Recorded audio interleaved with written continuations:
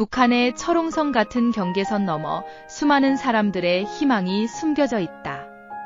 그러나 그 희망은 고통과 치욕으로 얼룩진 길이다.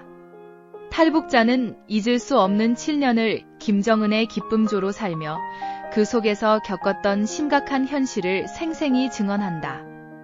그들은 언제나 눈에 띄기 쉬운 존재였다.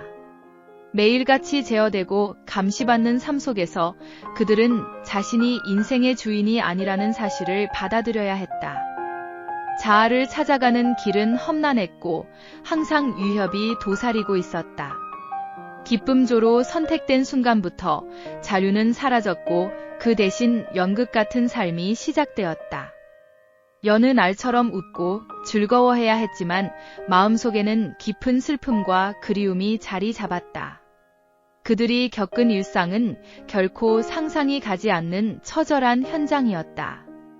아름다움을 강요받으면서도 무너지는 것은 마음뿐이었다. 감정의 상처는 깊이 새겨졌고 그들이 사는 세계는 외부와 완전히 단절된 차가운 단막극이었다.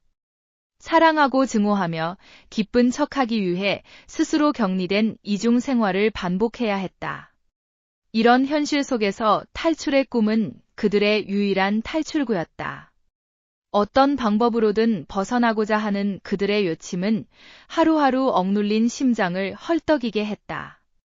그들은 각자의 길을 찾아 나서며 김정은 정권에 대항할 용기를 모았다. 그러나 그 길은 그리 녹록하지 않았다.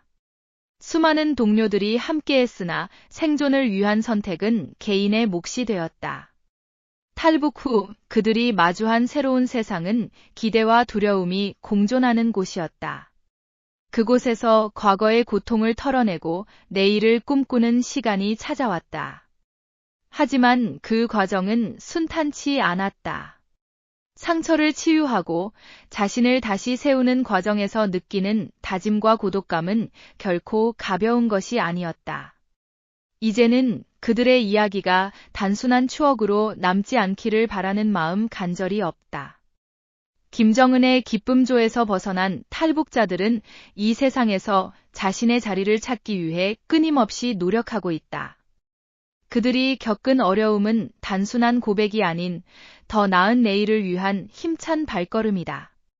누군가 이 이야기를 듣고 다시는 그런 현실이 반복되지 않기를 바란다.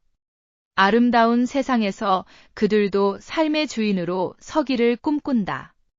탈북자들의 이야기는 종종 잊혀지기 쉬운 역사 속에서 숨겨진 비극을 드러냅니다. 그들의 증언은 단순한 사실의 나열이 아니라 희망과 절망이 교차하는 복잡한 감정을 담고 있습니다. 북한을 탈출한 이들은 자신들의 경험을 통해 잊히지 않는 고통을 되새기며 이를 통한 경각심이 필요하다고 강조합니다. 이들은 처음 자신들의 삶을 떠나려는 결단을 내릴 때의 마음을 생생하게 회상합니다. 어둠 속에서 이루어지는 탈출 계획은 오랜 고통의 연대기 속에서 이루어진 일인데 그들은 자유를 향한 간절함만으로도 힘겨운 결정을 내리게 됩니다. 그러나 그 뒤에 기다리고 있는 것은 단순한 자유가 아니라 새로운 삶을 위한 싸움이었습니다. 탈북 후의 삶은 보장된 것이 아닙니다.